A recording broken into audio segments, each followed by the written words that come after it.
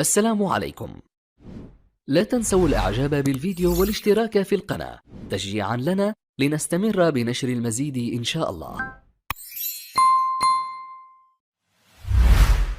مشاهدينا الكرام، متابعينا عبر قنوات BN سبورتس في كل مكان، مرحبا بكم هنا في قمة مباريات الجولة السابعة من منافسات الليغا، هنا في هذه المواجهة التي تجمع المركز الثاني بالثالث.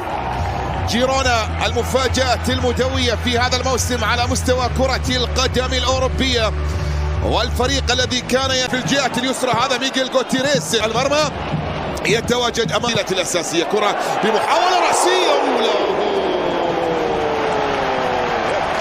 هيريرا الفنزويلي هيريرا يرتقي ويضرب، لكن كرة علت العارضة وتحولت إلى خارج. بعد ذلك في 5 مباريات متتالية إلى بيلينغهام يعود إلى جيرونا، عرضية داخل منطقة الجزاء هذه المرة لا لا لا لا لا لا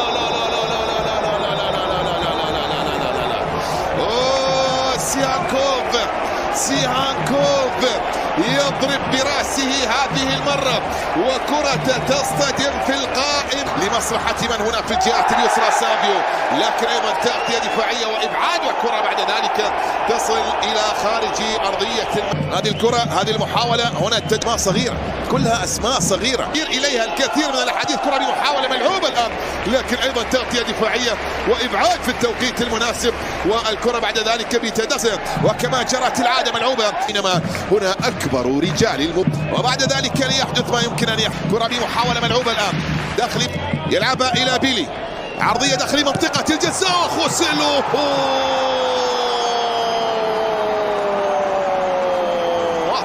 مر نعم من الدقائق الأولى، ونجا الريال ليأتي بعد ذلك سحر بيلينغهام وبتمريرة في غاية الروعة وضعت خوسيلو في مواجهة. أفضل الآن بعد البداية.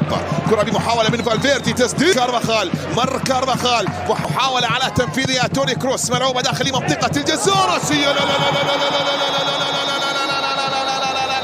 لا لا لا لا تشواميني شيء من إبداع زمان وروعة زمان وعودة زمان، وللزمان ارجع يا زمان. ريال يعود مرة ميدان، لا زالت المحاولات مستمرة، وتسديدة تأتي من دوبيك تحولت بعد ذلك إلى خارج أرضية الملعب، وصلت إلى ركلة مرمى. بعض الأمور اللي تحدث تعطيك كلا يجلد الاخر، قاعده تشتغل عليها والصح. اتلتيكو مدريد، اتلتيكو داخل شوط المباراه الاول، كره عن طريق كره بمحاوله ملعوبه الان، واكيد جود بيلينغهام لا زالت قائمه، والكره بعد ذلك راسيه وإبعاد مره اخرى الى فالفيردي، يسدد من هذا المكان، لكن الكره تحولت الى خارج ارضيه الملعب، والمحاوله تصل الى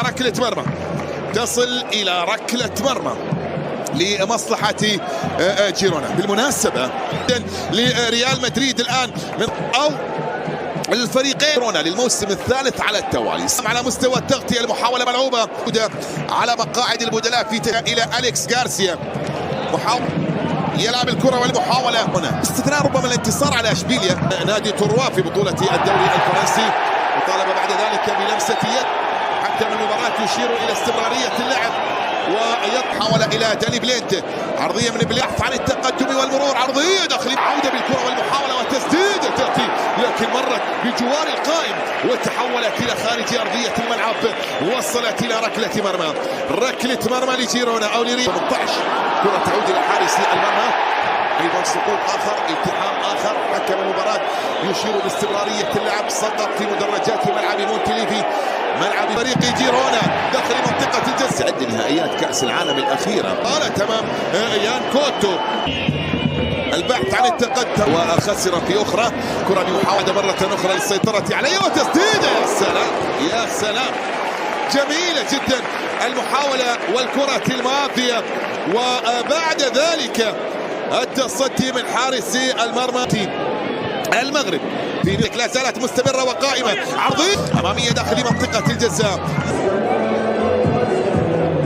ياتي أليكس غارسيا بعد ذلك براسية ارتقى مصلحة ريال مدريد. هذه الكرة، هذه المحاولة اسبانيول.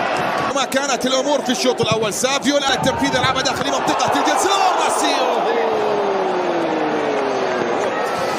كرة خطيرة جدا، اصطدمت، ضربت، ارتدت، ارتطمت، عادت، وبعد ذلك تحولت إلى خارج أرضية الملعب.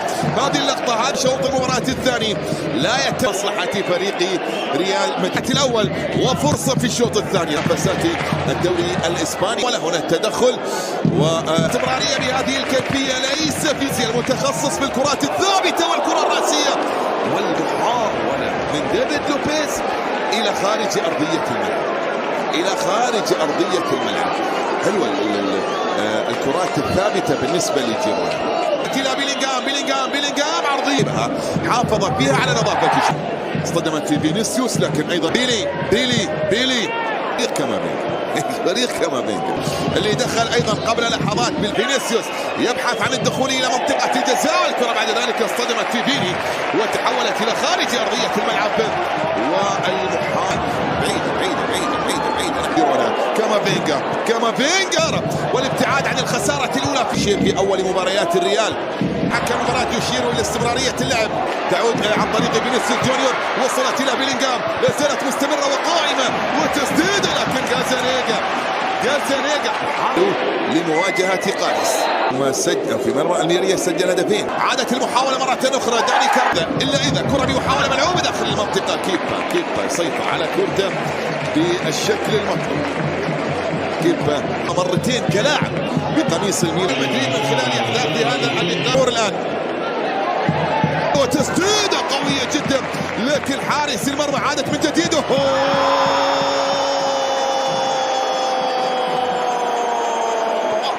في الليلة الموعودة وفي مباراة القمة، وكما جرت العادة بالاحتفالية الأيقونية التي تنتهي.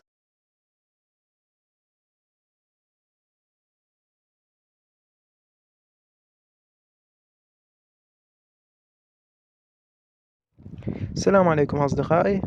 راح أعرض لكم بهذا الفيديو